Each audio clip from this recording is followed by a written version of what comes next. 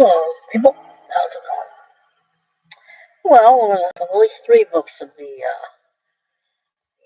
Peter Cousin's trilogy of the Battles of the West and the American Civil War. This one, of course, is the first one. A very good book. I like this one. It's very well detailed, very well written, very well everything. The American Civil War is a fascinating subject. This is a very well written book. I'm going to read it. I like to be clear on things. The Battle of Jones River, also known as the Second Battle of Mosquero, was fought from December 31st, 1862 to January 2nd, 1863, in Middle Tennessee, as the accumulation of Stone River's campaign in the Western theater of the American Civil War. Of the major battles of the war, Stone River has the highest percentage of casualties on both sides. The battle ended in a Union victory after the Confederates' army withdrawal on January 3rd, largely due to the series of tactical miscalculations by Confederate General Braxton Bragg, who was, without doubt, disliked by everyone. His own army didn't like him. His own men didn't like him. His own generals didn't like him. But the victory was costly for the Union Army. Nonetheless, it was an important victory for the Union because it provided a much-needed boost to morale after the Union's recent defeat at Fredericksburg, and also reinforced President Abraham Lincoln's foundation for issuing the Emancipation Proclamation, which ultimately discouraged European powers from intervening on the Confederates' behalf. The battle. Date December 31st, 1862, January 2nd, 1863. Location, Mosquero, Tennessee. Result, Union victory. Belligerents, the United States Union, and the Confederacy. Commanders on the Union side, William Rosecrans, Alexander McCook, George H. Thomas, Thomas Crittenden, and David S. Stanley. On the Confederates, Braxton Bragg, useless human. You gotta understand, he was a terrible general. He was just absolutely well, his Polk, William Hardee, and Joseph Wheeler were on the Confederacy side. Units involved: Army of Cumberland, Union; Army of Tennessee, the Confederates. The effectives were over 43,000 effectives on the Union side, 35,000 effectives on the Confederate side. 1,600 killed on the Union side, 1,200 killed on the Confederate side. 7,500 wounded on the Union, 7,900 on the wounded. Sending this map to give you an idea. Stupid thing we that's really gonna drive me crazy. I gotta do something about it. That's really screwing things up. I mean, Rosecrans was competent. That's about all you can say. He was competent. Braxton Bragg was a complete waste of time. He was. He just did not know what he was doing. He wouldn't listen. He didn't care.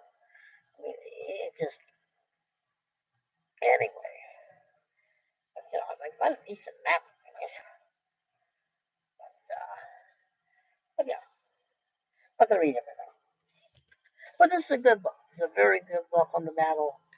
Has very good details, good character studies, logistics. We could have better maps, but can't have everything. Let's see. There's Rosecrans. He was okay. He wasn't great. Then there's McDowell. There's Henry Thomas. The Rock of Chickamauga. As battle is coming up next, that would be the Battle of Chickamauga. These are the Confederates, the Union guys. There's Philip Sheridan. These books of Peter Cousins are a trilogy. Right? This is what I'm just showing you what the trilogy of books. He does have a book on General Pope. I'm also not a very good officer, but it's there. There's Bragg that no one liked. No, I'm serious. Nobody liked him. He literally was disliked by his own army, by his own men. Leonidas book. There's Hardy and Breckenridge.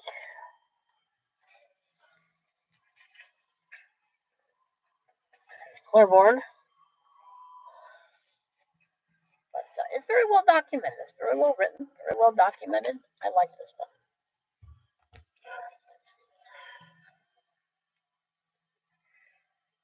I'm just enjoying myself, people. I don't really. I like the Civil War. It's very interesting. Okay. On to the Battle of Chickamauga. This book is huge. This book has been in that one.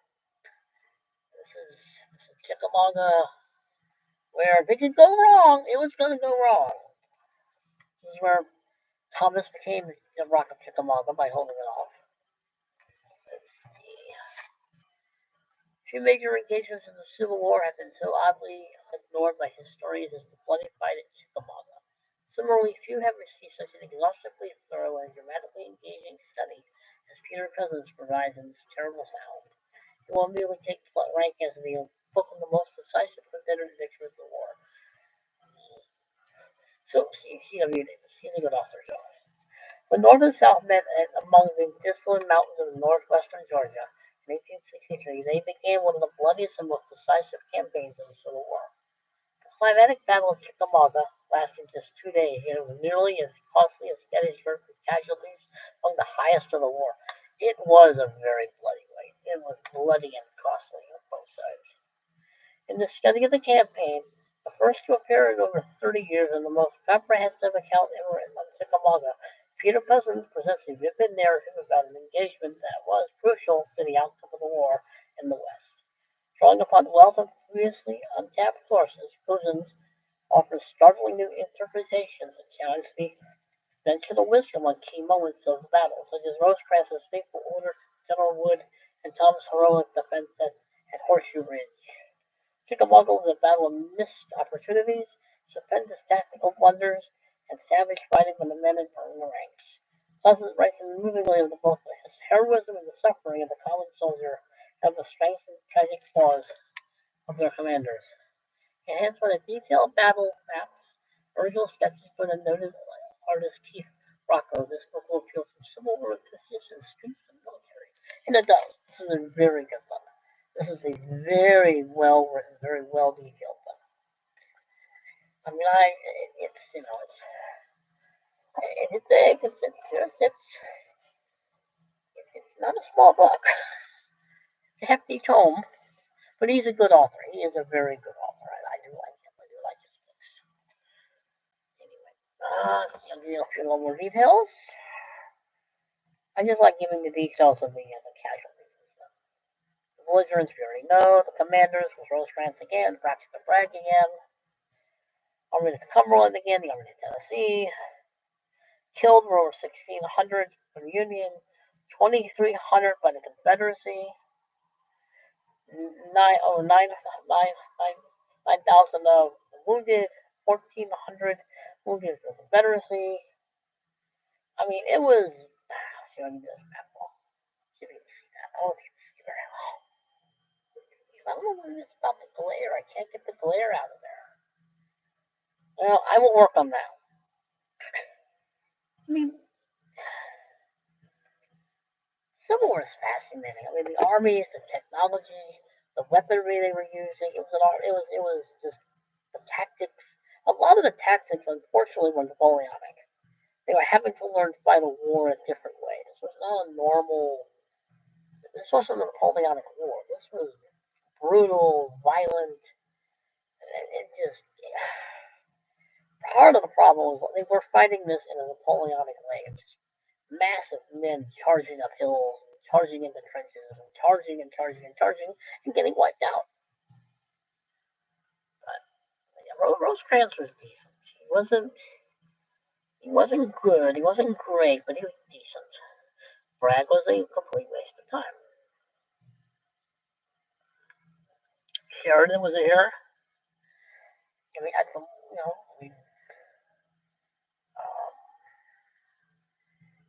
it is an interesting novel. It is a very interesting novel. Excellent book worth reading. Excellent book worth reading. This one, Battle of Chattanooga. I've been to Chattanooga. I didn't get to see the site.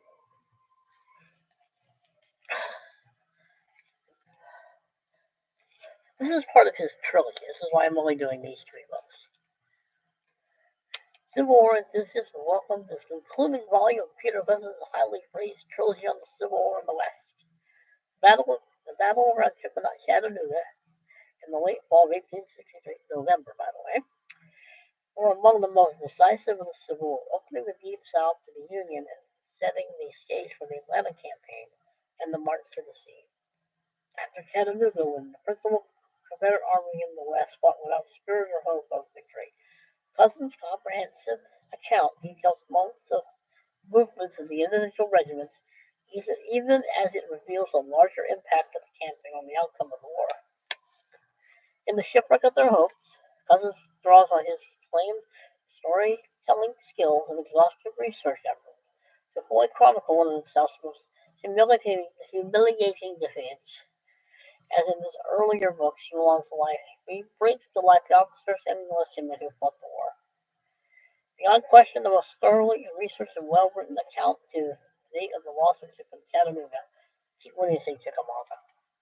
From Lookout Mountain to Missionary Ridge, and the humiliating Confederate defeat that followed, Cousins illuminates pivotal events that helped the horrific sinking of the Southern cause. William C. Davis. Yeah, this is where Grant and Sherman and Sheridan and others showed their mettle, and we're not losing this. Grant was not losing this. He was tired of this. Unfortunately, they had you-know-who in charge. South. So, it's a good book. I do like it. I like his books. I like his writing style. I like the way he reads. It's clever. And you can see that very well. Clever. Trying to find some decent pictures. One thing about these books that I probably don't really all that like, or I should say, I wish were better for the pictures, for the photographs. I mean, there are some good ones. This one doesn't have them. There are some better pictures out there they could have shown. But yeah, these books are excellent. We want to learn about the war in the Western theater. Some of the really important major and some of the most bloodiest battles ever fought. And Chickamauga was worse. Chickamauga was worse than Gettysburg. It just was. The sheer loss of men that fast. That terrible sound. He also wrote one on General Pope, as I said, but I just wanted to deal with his trilogy of the Western theater. Books of the Western theater. I mean, there are some good books. I just wish they had better pictures. Already showed you those. But, I mean, if you want to start learning about history, this is what you should. I mean, it isn't being taught anymore, not real history anyway. But they are good books to start with. They're big, yeah, they're hefty, they're long. But you're going to learn about the different personalities of Grant and Sherman and Sheridan and Polk, and I'm sure I'm forgetting somebody. I'm just mentioning his veterans. I mean, it has the political stuff in it, and Civil War. It isn't all about the battles, though. It is literally about the machinations behind the scenes, the feuds of officers, and people did. The Confederate soldier literally hated Braxton Bragg. They hated their own commander. They wanted to shoot him. That's how bad it was. They literally could not stand him. They wanted him gone. Problem is, Jefferson Davis, there's another fine example of not knowing what you're doing, wouldn't fire him. Because he liked him. But anyway. I mean, Civil War is fascinating by the personalities, the conflicts. There are a lot of books out there. This is just a trilogy of his on the Western they all impacted the war, of course. They all impacted those fighting it. Um, I think you should start with those. I was going to do Stephen Sears books, but I have more of those than I have of him, and I just wanted to do this video. I spent the rest of this day trying to figure out a way of doing other things on my YouTube channel, and this video seems to be turning out okay. Unlike the last one I tried to do, which looked like it was being attacked by something. But anyway, excellent books, excellent books. You want to start a good Civil War library? Those are the books you could start with too.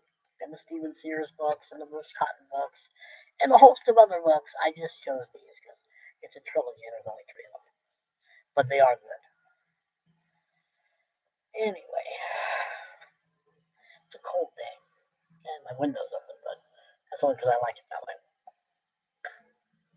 But anyway, American Civil War is fascinating. How it started, why it started, personalities, the politics, the battles, the generals, the soldiers. So many people just wiping each other out. Battles were bloody. Chickamauga was a bloody affair. It really was. Bad generalship led to Chickamauga on both sides, mostly the Union side. And Chattanooga, Chattanooga was a miracle, but they did pull it off. And Stone River was just a bloody mess. It just was. Or Mosfero. I can't say it properly. You people in Tennessee know what I'm talking about. But it is. I would recommend those books because I like them. They're very well written. Very well written. He's a very good historian. I like his details. I like how he writes. So start with those or others. But those 3 I would recommend highly. Like, share, comment, subscribe. Read the books. Oh, yes. Nice, wet, cold, miserable day here in Minnesota. There were regiments from Minnesota, by the way, in the Western Theater. I just didn't bring them over because I just wanted to do with those 3 books. But there were. The Second Minnesota was here. Was fighting in some of those battles. So anyway, behave yourselves, people. As you know, I'm not going to. Hopefully, this video will look good. It does look better. I don't know. Maybe it's the better lighting. I don't know. I don't know. I do gotta figure out some way that glare get out of here, or at least for that. That's what I was fiddling around with today. Trying to figure it out. The American Civil War is fascinating, people. It's not taught very well. It's barely taught, and it certainly isn't being taught correctly. But that's just some of the books I would pick. Anyway, behave yourselves, because you know I'm not going to. See you later. See you later.